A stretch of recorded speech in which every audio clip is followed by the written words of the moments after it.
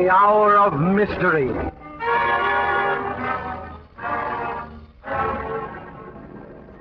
Starring tonight, Laurence Olivier.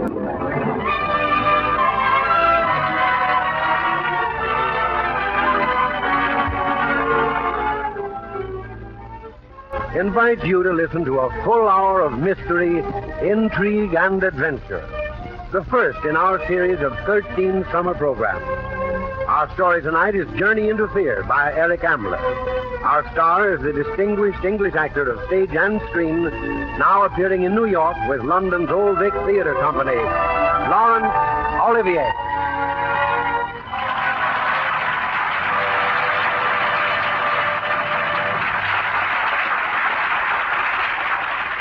Laurence Olivier as David Graham in Journey to Fear.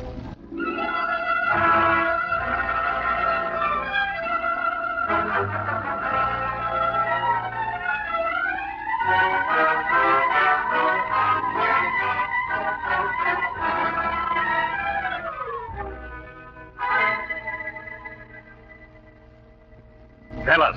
I won't. I won't. Listen to me, stupid one. We're not the local police of Gallipoli. We're the Turkish secret police. You've been caught with a knife and 2 guns in the company of a known murderer. Look around at us. There isn't a chance. You will have to tell us. You were hired to kill somebody. Who was it? Tell us. I'll tell. Quickly, then. Who was it you were going to kill? The Englishman, David Graham.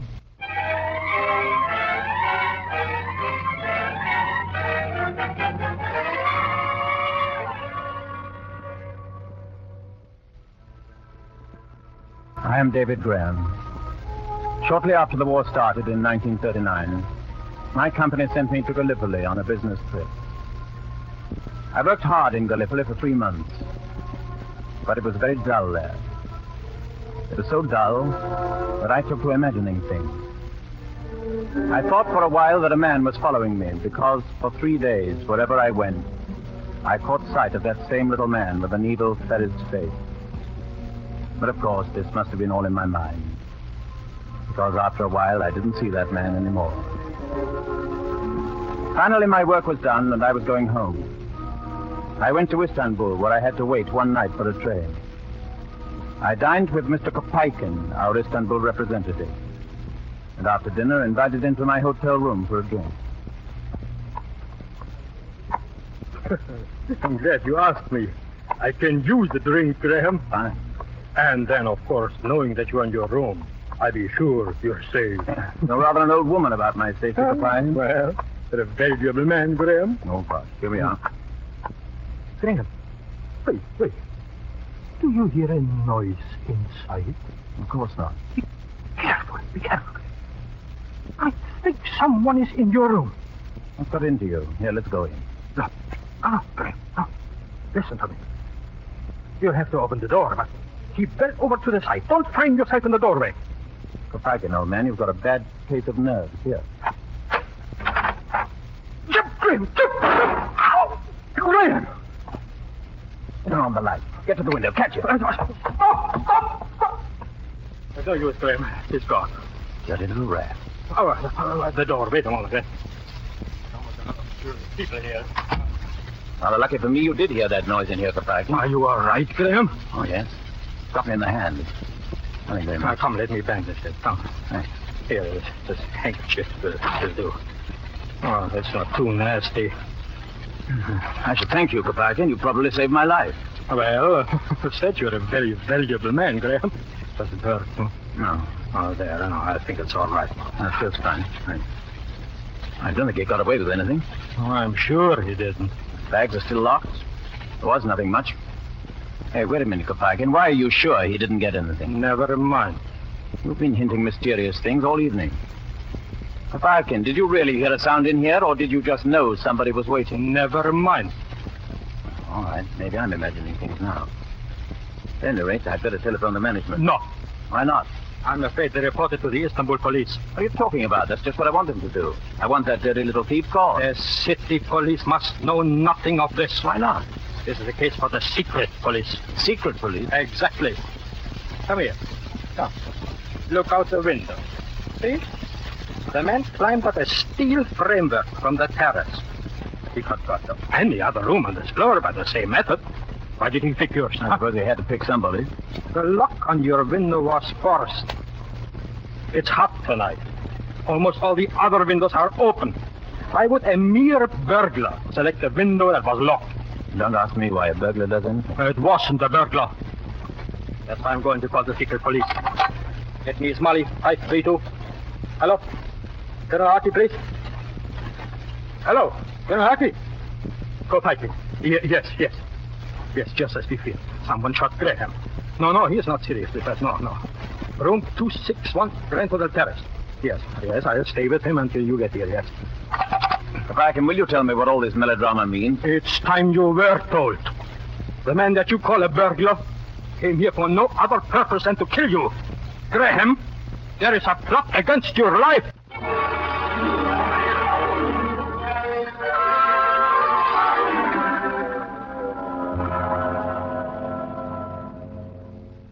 Mr. Graham, stop pacing. Sit down and listen to me. All right, Colonel Harkey, I have listened to you, and I've listened to Kopaikin before you came. And all I know is that you think this burglar came here to kill me. You ought to think so by now, Mr. Graham.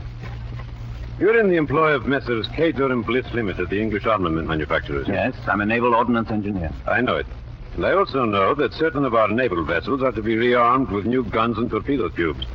And that is why you're in Turkey. That's correct. All right. Now, let us suppose that you'd been killed tonight. What would be the effect on this business that you're engaged in? The whole project would be delayed. How long? Oh, I see what you're driving at. I'm an engineer. I'm afraid I've never thought about things like this. But I get it now, yeah. I was told to put nothing on paper. It's all in my head. And if you were killed? Yeah, I see. Spring would come and the ships of the Turkish Navy would still be lying in the dockyards of Izmir and Gallipoli waiting for their new guns and torpedo tubes. Yeah, I see. I thought you would. And wouldn't the enemies of Great Britain and Turkey be pleased with a delay in our naval program? You mean a German agent is trying to kill me? Yeah. A whole network of German agents in the Near East is concentrating very, very hard on just that problem, Mr. Graham. I scarcely believe that. It is true, Mr. Graham. The head of the German spy system in this region is Stefan Müller. For some time, Müller has been trying hard to have you killed. Do you realize we foiled one attempt on your life in Gallipoli? Huh? Yes. But that's all past now. Now we've got to foil this new attempt. Yeah. How? Müller has hired a man named Banner. Peter Banner. Say that name, Graham. Peter Banner. Don't forget it. Peter Banner is a professional killer. He's been hired to kill you. Is that who was in this room tonight? Must have been. Did you see him? No. It's too bad. Colonel Harkey. Yes? Look, I'm no hero. I'd like the police to protect me, because even if I could recognize Banner, I wouldn't know how to cope with him. I'll need protection only overnight. I'm leaving on the 11 o'clock train tomorrow. No, you're not. My dear sir, I said I'm leaving on the 11 o'clock train tomorrow. No, Mr. Graham, you're leaving on a small cargo ship going to Genoa. Colonel Harkey, no. A train is faster, and I want to leave this country as fast as possible. If you boarded the train, you would be dead before you reached Belgrade. How about a plane? You'd be shot down as soon as you crossed the border. Mr. Graham, if you do not agree to travel on the cargo ship, I shall protect my country and yours by arresting you, issuing an order for your deportation, and putting you on board that ship anyhow. I hope I make myself clear. Quite clear. Fine. You see, Mr. Graham, I'll be able to check the list of passengers very carefully. We will probably be very safe on that ship. All right, I agree. But now let me tell you something. I'm in danger. I've been shot at. A large number of complete strangers are apparently anxious to kill me. I refuse to be passive, Colonel Harkey. I refuse to stand like a tall and stoop-shouldered target for a gang of cutthroats. You're making the arrangements, I accept that. But I insist on one thing. You've got to give me a gun.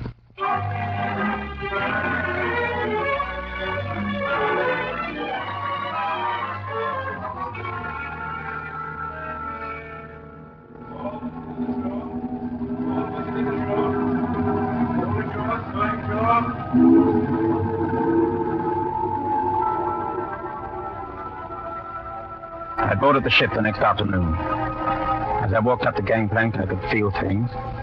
Bullets, knives in my bag. I hadn't slept. Hadn't turned the light out all night. And now as I stepped from the gangplank to the deck of that miserable little ship, I felt alone and alert. I was a traveler, embarking on a journey into fear.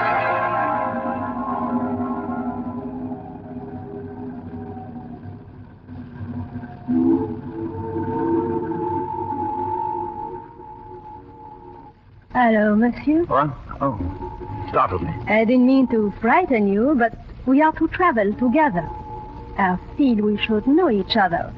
My name is Josette. Maybe you have seen me dancing at the Turquoise.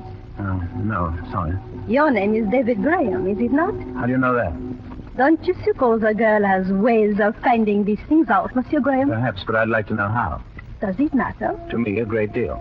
Can't you accept me as I am without explanation? At the moment, I'm afraid I can't accept anyone without explanation. You sound mysterious, my friend. I'm not your friend. I hope you will be. How did you find out my name? Did someone tell you? You seem alarmed, Monsieur Graham. Who told you my name? Who was it? Is it a passenger? Monsieur Graham, please. I read the passenger list. You are English, and the only English name on the passenger list is Graham. Good heavens, is that all? But of course, Well, why pick on me? Why not one of the other passengers? because Englishmen have more money, Monsieur Graham. Oh, you've come to the wrong Englishman. I don't think so. Oh, all right, so I'm a millionaire. What are you going to do with all my millions once you wheedle them out of me? Maybe if you spend a little bit on 2 drinks, Monsieur Graham, we can discuss that. All right, you're on. Give me 5 minutes to find my stateroom and wash up, and I'll meet you in the ship's bar. All right? But don't forget your wallet, Monsieur Graham.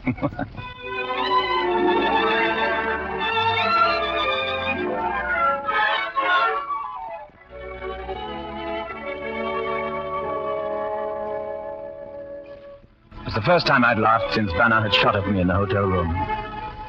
Josette had the hard little body and the wise young face of the professional dancer. And I've always had the normal emotions of the average male.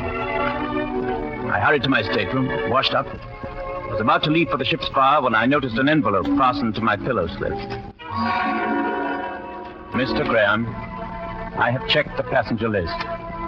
So far as I can tell, all the passengers are innocent. But we should not underestimate Stefan Muller. Make friends with no one, particularly those who seem anxious for your friendship. Signed, Colonel Harkin.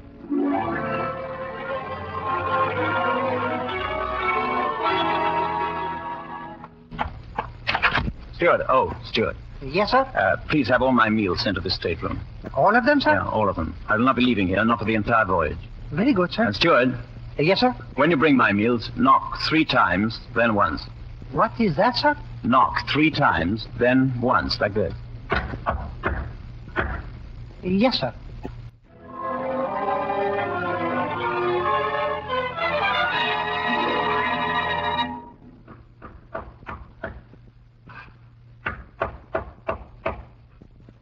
It was not the signal I'd arranged with the steward. I sat on the edge of my bunk, my hands gripping the spread, and my eyes staring at the door.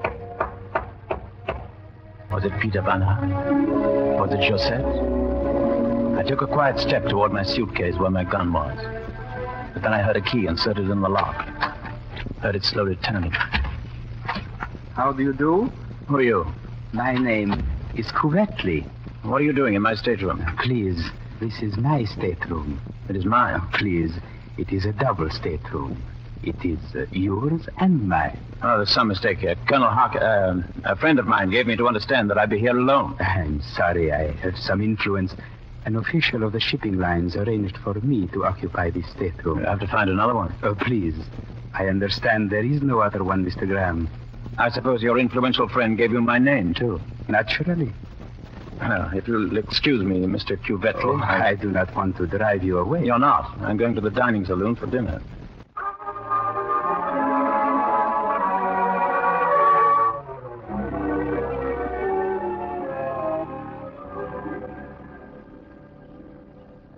Mr. Graham, wouldn't you like to sit at table with some of the other passengers? No, thank you. Wait, I prefer to be alone. Oh, very good, sir. How do you do, Monsieur Graham? Excuse Josette. You did not come to the bar as you promised, monsieur. No, I was delayed. And forgive you. May I sit here? Why, I'm sorry. As a matter of fact, I was just telling the waiter to bring my meal to that table over there. That man sitting alone, he's a friend of mine. What's his name? Don't tell me you didn't see his name on the passenger list, Josette. If you'll pardon me, How do you do, sir? How do you do? My name is Graham. May I sit here? You may, Mr. Graham, but perhaps you will not want to. Oh, why not? My name is Haller, Dr. Fritz Haller. I am a German, a good German. And perhaps you, a good Englishman, would not wish to sit with me. Oh, not at all, if you don't mind. Fine, Mr. Graham.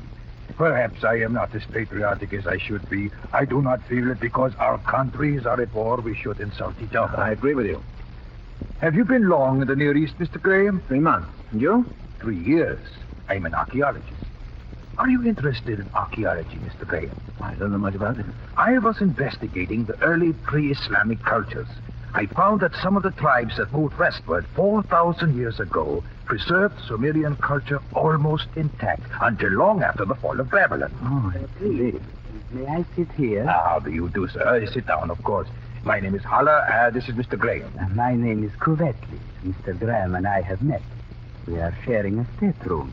Not so, Mr. Graham? It would seem so. Mr. Graham and I were talking about archaeology. I know nothing about archaeology. I am only a tobacco salesman. Really? What company? Pazar and Company. But I should be most interested to hear about archaeology.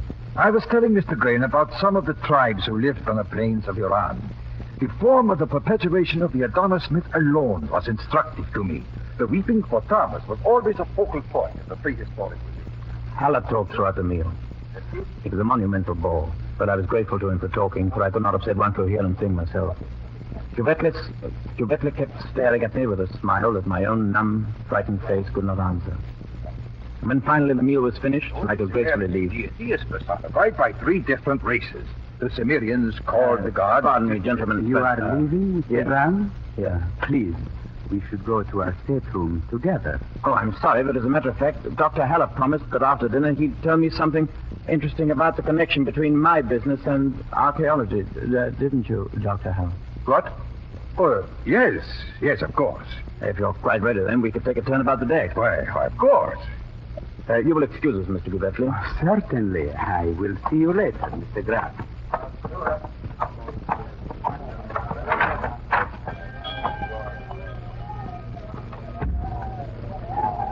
Mr. Graham, you lied to Mr. Cuvetli. You made me lie to him.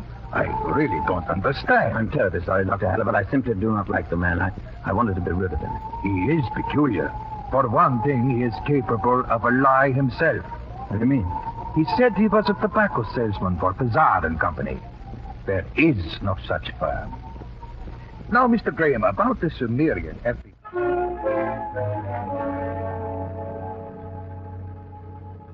Dr. Haller and I took 2 turns around the deck, and then he retired.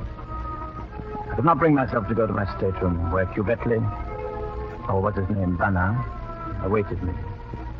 I went to the lounge, but Josette was there. Before she saw me, I backed away and returned to the deck. I walked around and around for hours. The wind rose, and the water lapped against the side of the little vessel. But still, I did not dare return to my stateroom. If I went there and grew tired, so that my eyes closed against my will, I might never open them. I paced the deck until nearly dawn. Twice I thought I heard someone behind me, but when I turned, there was no one there. Finally, I went wearily down the companionway and across the corridor to my stateroom door. As I fumbled for my key... Please. Oh, Cuvetli. Let me use my key, Mr. Graham. We both walk all night, eh?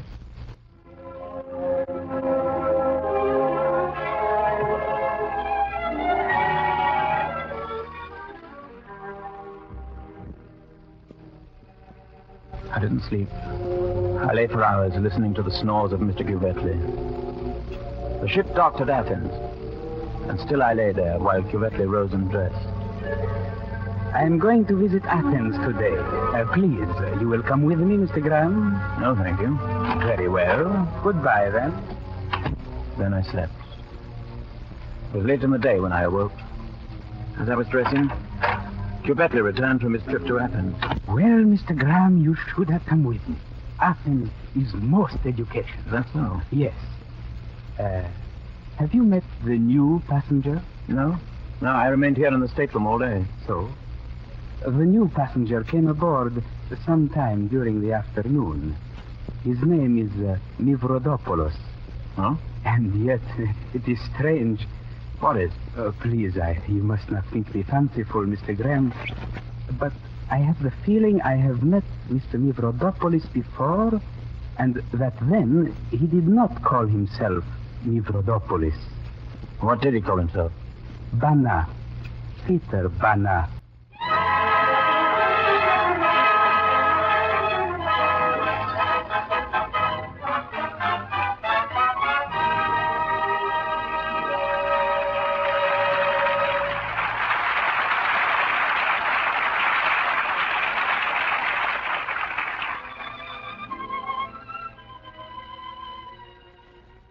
In a moment, we will return with the second act of Journey into Fear.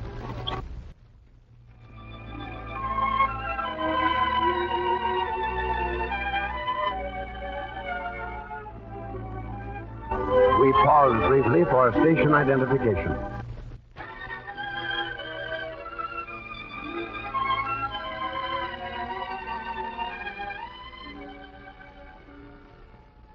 You are listening to the Hour of Mysteries.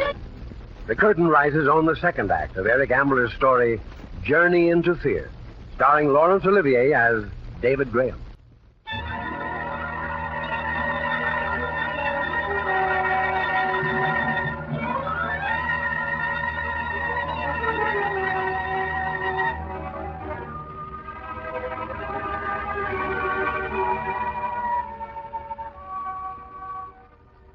Did you ever perform a whole series of complex and purposeful movements without realizing what you were doing? I did. After Cuvette told me that Peter Bana, the man who had been hired to kill me, was with me on the ship, I pulled on my trousers, put on my socks and shoes, knotted the laces securely, put on my shirt, buttoned it, tied my tie, and put on my jacket. I know I must have done these things because suddenly I realized I was fully dressed. Cuvette was still talking to me. But I left the stateroom and went directly to the office of the purser. What do you do? Monsieur Graham, is it? Yes, I want to see the captain at once. For what reason, monsieur? It's absolutely necessary that I be put ashore immediately. Impossible, Monsieur Graham. The pilot boat is gone. I know that, but the circumstances are exceptional, and I'm ready to pay for the loss of time and the inconvenience caused. But why? Are you ill? No, but I assure you my reasons are excellent. Perhaps, monsieur. But we do not alter our schedule on the basis of mere assurances. Very well. Since you insist on details, I'll tell you.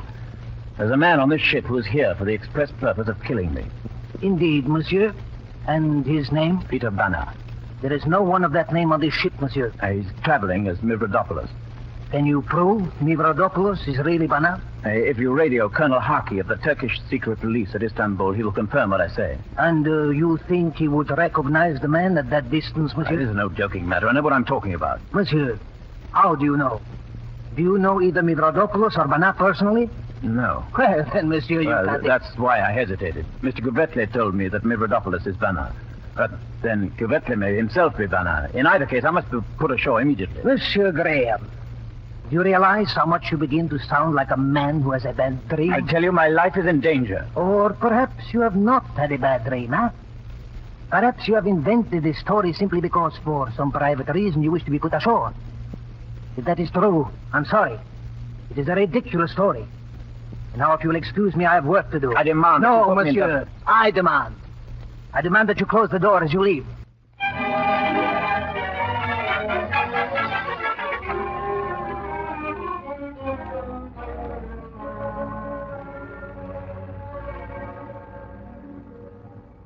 Bartender. Yes, Mr. Graham? Another whiskey and soda. Yes, sir. Well, Monsieur Graham, you even drink alone. Oh, hello, Joseph. You care to join me? I'm not sure. You've been very rude to me, you know. I'm really sorry. Won't you have a drink? Yes, thank you. Vermouth cassis. Vermouth cassis for the lady? Here, will you bring it to the little table over there in the corner? Yes, sir. Thank you, sir. So, we're going to have a tête-à-tête. Oh, it'll be more comfortable. Voila. And now you tell me why you are so nervous. Nervous? Yes, Monsieur Graham. I have seen people who are afraid before. They have a special look about them.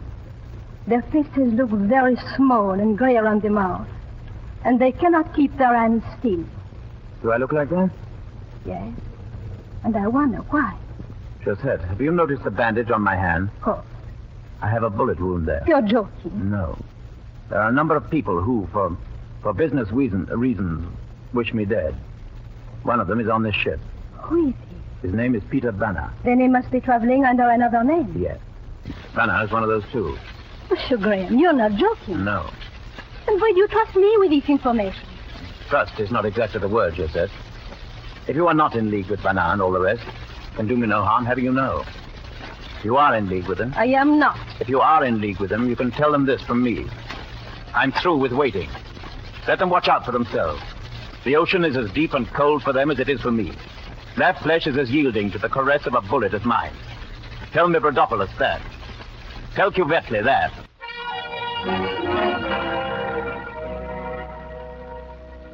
The waiter brought our drinks, and we talked politely after that, and even flirted a bit.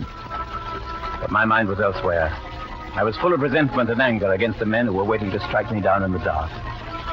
When we had finished our drinks, I excused myself and strode directly to my stateroom. Went in and opened the suitcase. Why the devil? What the devil is it? The gun Colonel Hockey had given me was gone.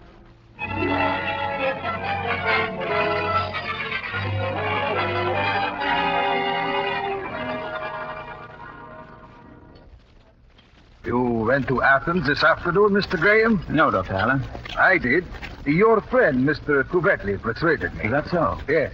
He had never seen Athens.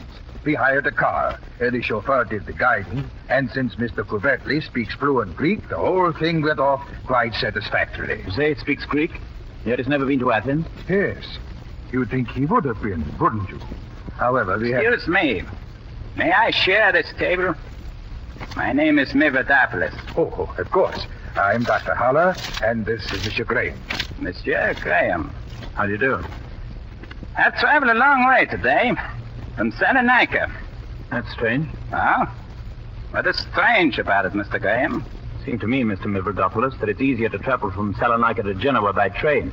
Some people don't like trains, Mr. Graham. And then some people have special missions on ships. Perhaps. Dr. Haller, you are German? I am, but I hope, Mr. Mivrodopoulos, that we will not get into a political argument. Not at all. I like Germany. Germany and Italy. And what do you think about England? I agree with Dr. Haller. I do not like to get into a political argument. You have business in Genoa, Mr. Mivrodopoulos? Yes. I understand the thing to see in Genoa is the cemetery. Is that so? Why? It's a very large cemetery, very well arranged, and planted with very fine cypresses. Perhaps I shall go there, then. Perhaps you shall, Mr. Mivrodopoulos. Perhaps you shall. Excuse me, Mr. Graham. I've been noticing the bandage on your hand. You had an accident? This is a bullet wound, Mr. Mivrodopoulos. Some dirty little thief took a shot at me in Istanbul. It was either a bad shot or frightened. He missed. A dirty little thief, eh? Must look after yourself carefully, Mr. Graham. I'm perfectly well able to do that, Mr. Mivrodopoulos. Is that so? And you're ready to shoot back next time. You carry a pistol? You hesitate, my dear sir. Perhaps you do not carry a pistol. You should. A man in your position must be very, very careful, Mr. Graham.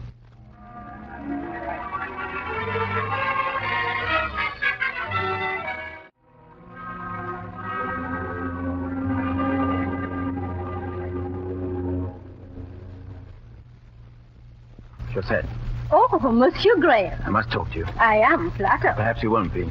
Remember what I told you this afternoon? I have been thinking of nothing else. I'm afraid for you, my friend. I said I didn't trust you. I know. I'm sorry. Well, I find I have to trust you now. What do you want me to do? Mivrodopoulos and Cuvetli are both in the lounge. I want you to see to it that they stay there. For how long? Give me an hour. What are you going to do? Josette, I can't trust you that far. I understand. You'll hold them in the lounge anyway. Of course I will. Thank you, Josette. You're very good to me. I do not find you unattractive, Monsieur Graham. Josette. Yes? Oh, nothing. If this were only an ordinary voyage, I'd... Why don't you kiss me anyway, monsieur? You know everything, don't you? Joseph. There. It makes you feel better, yes? Helps. I'm glad. Now I go to the lounge and I keep those two men busy. Are you sure you can do it? Monsieur Graham, you just kissed me, and you can ask that.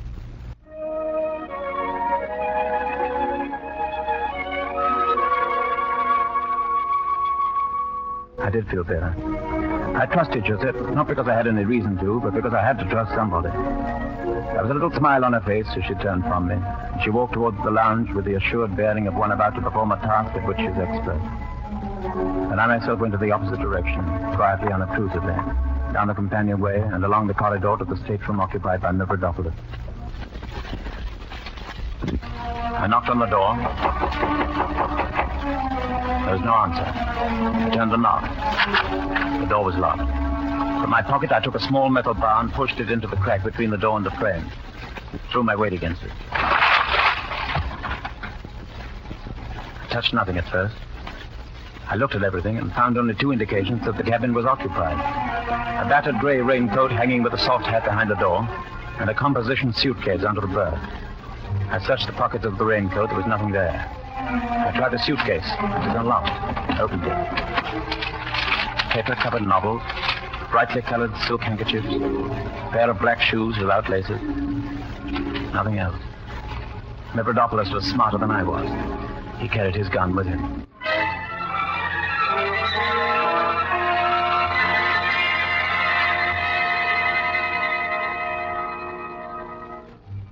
Well, there was still Cuvetli's suitcase. I left the cabin and walked a short distance down the corridor to my own.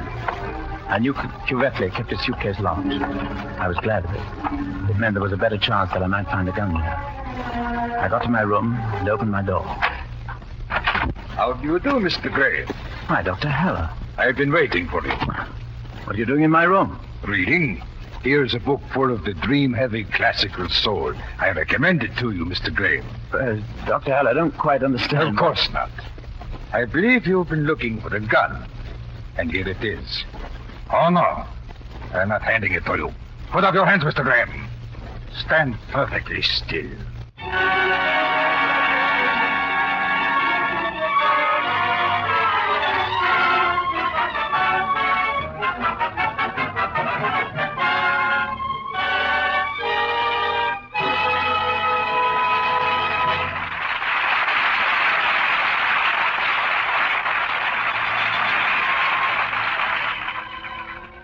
In a moment, we will return with the third act of Journey into Fear. The curtain rises on the third act of Eric Ambler's story, Journey into Fear, starring Laurence Olivier as David Graham.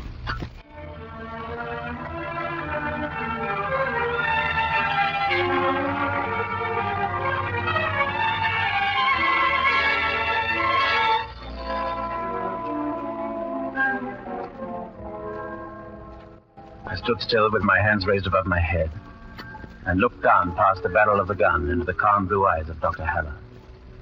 I had suspected everyone on the ship of wanting me dead except Dr. Haller. Here was a boresome German scientist, or so I'd thought. Now I had to adjust my mind to the fact that he was a dangerous spy bent on killing me. For a long time, neither of us spoke. Then... I think, Mr. Graham, that you may sit down now. I stand, thank you. Very well. So you are Peter Vanner. I thought from the way you talked to Mavrodopoulos tonight that you realized he is Vanner.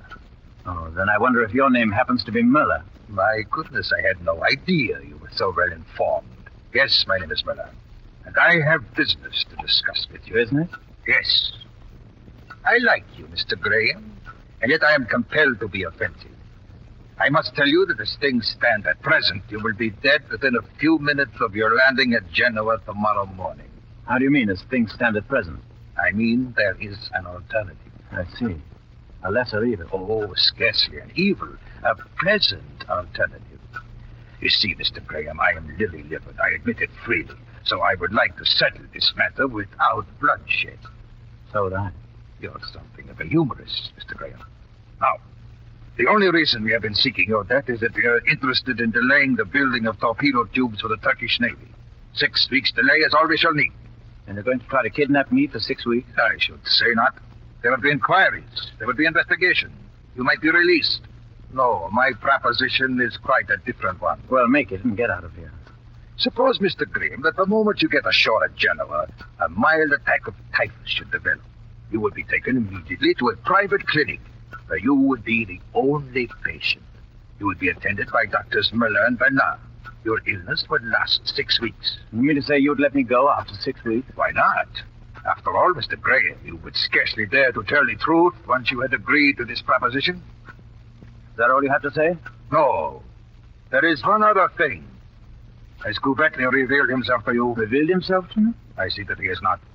Let me inform you that Couvetli was planted on this ship, was planted in this stateroom with you by Colonel Haki of the Turkish secret police. You're trying to tell me that Couvetli is a Turkish agent? Yes, and a very clever one. His duty is to see that you get into France in safety. I want to warn you against telling him of the suggestion I have made to you. What difference would it make? I have told you, Mr. Graham, that your only chance of remaining alive is to accept my little proposition. If you tell Couvetli, naturally, I cannot go through with my part of the bargain. If you tell Couvetli, you will destroy the only chance that remains to you of returning to England alive.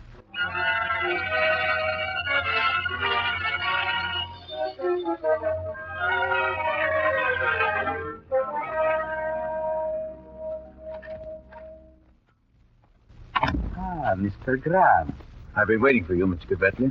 Thank you. I might have retired sooner, but the dancer Josette was being very entertaining. Mr. Couvetli, I had a visit from Dr. Haller earlier this evening. It seems his real name is Miller. I know. According to him, you are a Turkish agent acting under Colonel Haki's orders. That's so? Quite so. Why didn't you let me know? Because Colonel Haki has a low opinion of your ability to conceal your feelings and considers that if I wish to keep my true identity secret, I had better not tell you of it. I see. Well, before we go any further, suppose you show me your credentials. Here is a letter from Colonel Haki. Quite satisfactory. Good. Now, tell me about Mother. What did he say to you? He proposed that I pretend to get typhus when we reach Genoa. He and Mavrodopoulos... Vanna. Yeah. He and Vanna would take me to a clinic where I'd be the only patient and they the only doctors. Mr. Graham, it is very courageous of you to let me know about this. Oh, frankly, I'm telling you as quickly as possible before I lose my nerve and change my mind. It is courageous anyway. Perhaps, but I'm already beginning to regret it. How can I keep these Nazis from killing me now? It is very simple. Colonel Haki anticipated that something like this would happen, and he and I hatched a plan. Early tomorrow morning, before dawn, I can leave the ship and get to Genoa on the pilot boat. Why can't I? Because you have no diplomatic passport. I have. By 6 o'clock, I can be at the Turkish consulate. Will that do any good? If you do your part properly, yes. Now, you are to go to Muller at once and tell him that you agree to his plan. What? It is the best way to keep him quiet. Then, tomorrow morning, sometime after I have left, you are to prepare your baggage, leave it with a note for the steward, and go down to stateroom number 5. That cabin is empty and unlocked. But won't Muller and Vanna be looking for me? Yes, but about that time, the ship will be docking and then we have to go ashore and wait. You stay in stateroom number 5. I see what you mean. Couvetli, that's marvelous. I stay there until you with your diplomatic passport come aboard and get me. Exactly. I will have policemen with me with drawn guns. And there will be policemen on the dock with drawn guns. We'll go down the gangplank and Muller and Vanna will stand watching us, unable to do anything. That's right, Mr. Graham.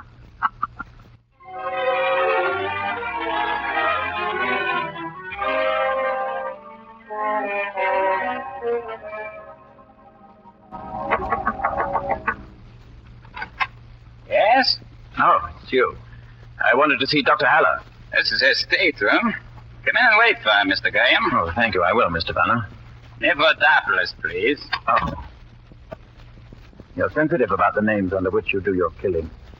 I don't find you very pleasant company, Mr. Graham. That's so. I think you're a charming fellow. You won't think so tomorrow. On the contrary, I'm looking forward to tomorrow. I understand you're going to be one of my medical attendants. Oh, and you've accepted Dr. Haller's plan, huh? Mr. Muller's plan. Yes, I've accepted it. Oh, Mr. Graham. Has Mavrodopoulos been amusing you? Not much. Graham says he's going to accept your plan, Dr. Haller. Is this correct, Graham? Yes. I'm glad. I'm sorry. Forgive Mivrodopoulos, Mr. Graham. He has the skill of an expert craftsman, and he's happy only when he is using it. That's so. He was not so skillful in Istanbul, were you, Banner? Mivrodopoulos, please. Dr. Haller, have you any instructions for me? Just meet Mivrodopoulos and myself on deck tomorrow before we dock. They will tell you what to do then. All right. And you'll do it, too, Graham. All right, Banner. All right. Mivrodopoulos, please.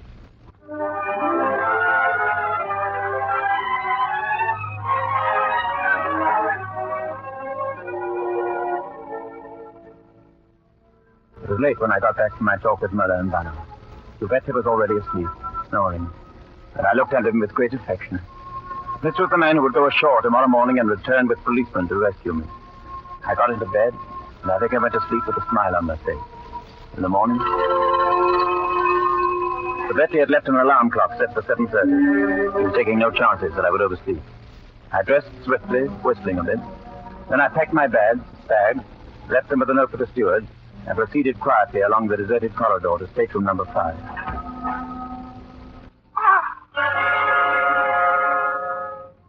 Lying across the floor of stateroom number 5, with his legs under the lower berth, and his head covered with blood, was the body of Mr. Giuseppe.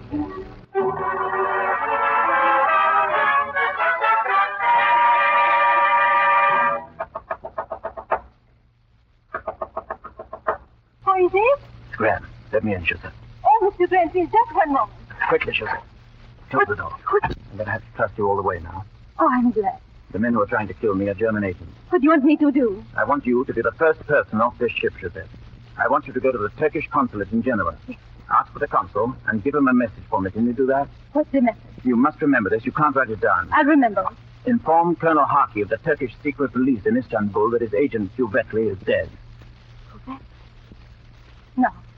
Yes. No! Yes. Tell Colonel Harkey that I'm forced to accompany German agents Möller and Banner, traveling with the passports of Dr. Haller and Mivrodopoulos. Just one moment, Mr. Gray. Why can you not go into the captain and have these men arrested? Because I was a fool, Joseph. Because I suspected Mr. Kuvetli and told the person that Kuvetli wanted me killed. Under the circumstances, they would think now that I had killed him. I see. I can take the fact. Is there any more to the matter? Yes, this is the important part. Tell them that if I do not get in touch with them by 7 o'clock tonight, that I cable my employers to send another man by plane to Turkey to do my work over again. You'll be all right. You would get in touch with them. You must. No, Joseph. I'll try to escape, and I shall probably fail. I can face the fact, too. Have you a gun? Haven't even a pocket knife. Then wait. Here. Here's my little revolver. Oh, Joseph. There are only 3 bullets in it. I'm sorry. I can't thank you enough, Joseph. They're my enemies too, Mr. Green. I am French. Use my gun on them. I hope I won't have to. What do you mean? Well, they're taking me somewhere. I don't know where. They say it's Santa Margarita. They're safe for just 6 weeks. Can you believe them? I don't know, Joseph. It's just a chance that they may be telling the truth. I'll know by the road they take me on. Well, perhaps I'd better leave it to your packing. Just like that? Come here, Joseph. Yes. Joseph. When shall I see you again? Probably never. Are you taking the 4 o'clock express for Paris? If I escape? You are taking the 4 o'clock express for Paris. Look for me on it. All right. I am taking the 4 o'clock express for Paris. I shall find you in your compartment then. Goodbye, Joseph. Au revoir. All right. Au revoir.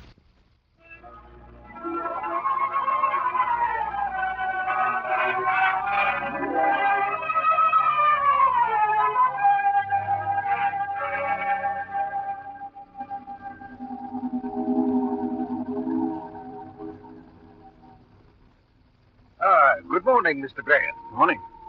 What do I call you, Haller or Möller? Haller, please. It will be pleasant to get ashore again, won't it, Mr. Graham? I hope so. Are you ready? Quite, but I haven't seen Kuvetli this morning. Haven't you? No.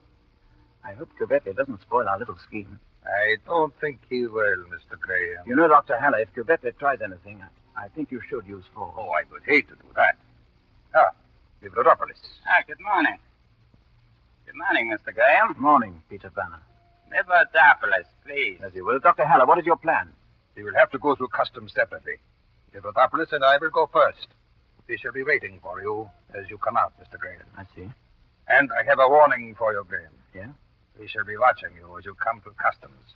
It will do you no good, Graham, to tell the customs officials about us. I wouldn't do that. You had better not. They would shoot you down on the spot. Don't worry. I want to get to Santa Margarita alive. You'd like Santa Margarita, Graham. There's a cemetery there, too.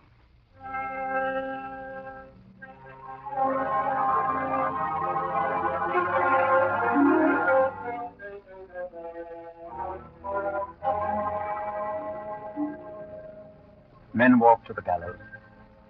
Men walk to the death chamber in the modern prison. They walk because they have to.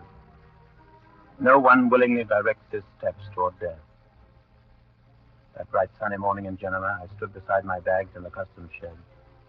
Stood there while they were examined, and stood motionless there after they'd been completely inspected, and the official had told me that I might go. I never took a step until... Signor Graham, will you kindly move along? You're blocking the way. Very well. Next, please.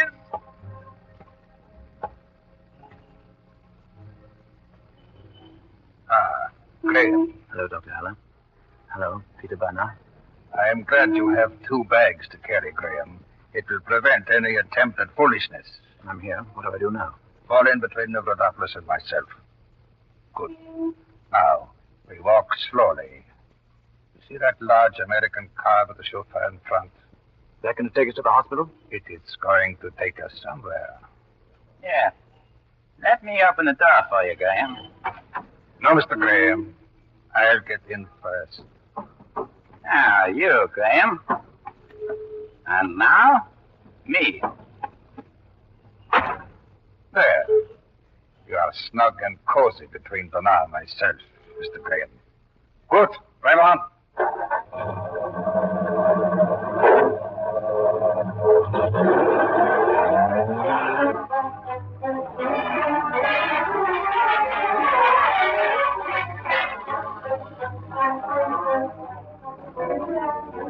car was a large sedan.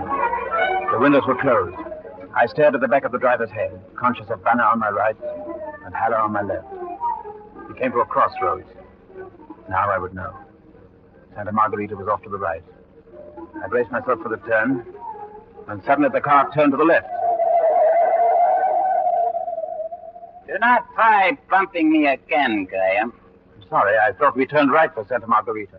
What gave you the idea, Mr. Graham, that we were going to Santa Margarita? You did.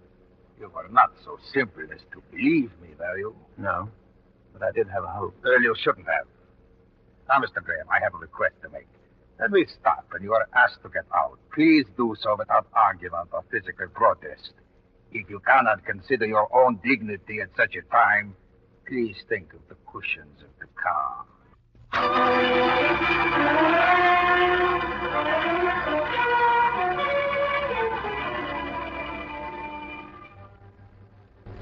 We left the outskirts of Genoa and took a left fork toward Novi Torimo.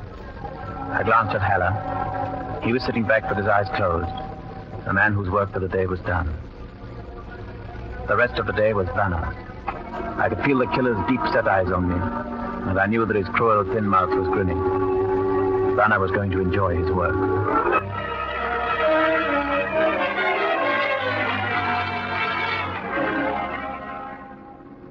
Good.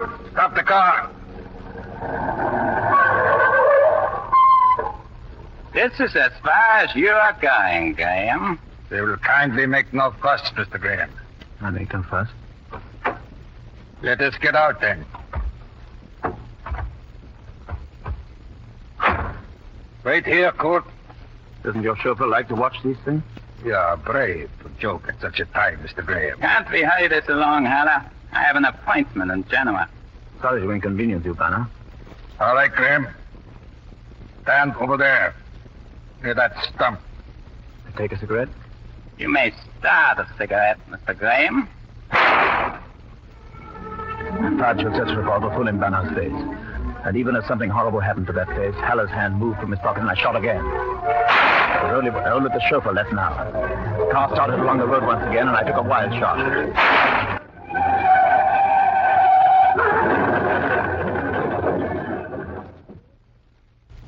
Josette's revolver had 3 bullets in it.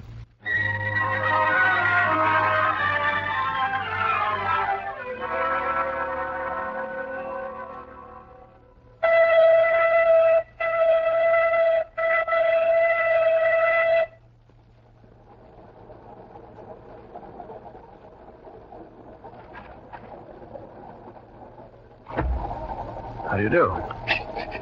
Mademoiselle is asleep. So I see. Are you assigned to this compartment? No, I have a compartment 2 cars back, but I should like to change with you. I don't blame you. I, too, find Mademoiselle beautiful. Perhaps. But of course you are very young and won't mind changing with me. To me, you seem very old and won't mind going back to your own compartment. See here, Mademoiselle is an old friend of mine. Is that so? I intend that you become an old friend of mine, too. Young man, for the past week, expert troublemakers have been making trouble for me. I scarcely think you could improve on their methods, but perhaps I've learned something from them. I wish to travel in this compartment with Mademoiselle, and I'm going to travel in this compartment with Mademoiselle, even if I have to use the methods of an international thug. You see, here from my pocket, I draw a gun. Don't shoot. Don't tempt me. Here, let me get my bag. I'll go. You won't regret it. There's a very pretty girl of your own age in my compartment. Compartment F, 2 cars back. Yes, I'm leading, sir. I'm leading. Josette, you've been away. Of course, Monsieur Graham. Sounds very much to me as if you flirted with that boy. He was a very nice boy. I have your gun here, Josette. But I think I'll keep it to use on the enemy. The enemy is still looking for you? No, Josette. My enemy is any man who's looking for you. He's not going to get you, Josette. I am.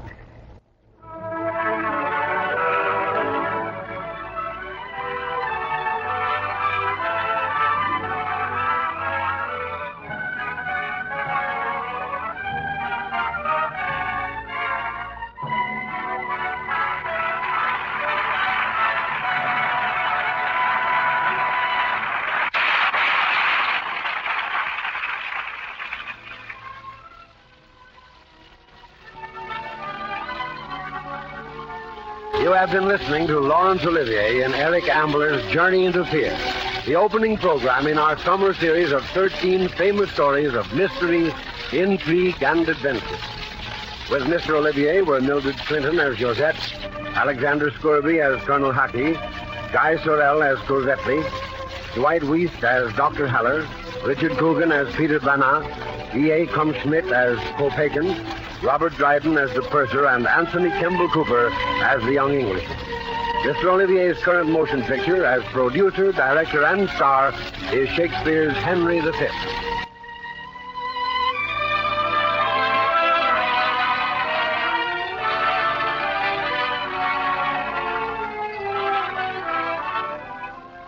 Tonight's adaptation of Eric Ambler's Journey into Fear was written by Robert Tenandella. Our composer-conductor is Harold Levy.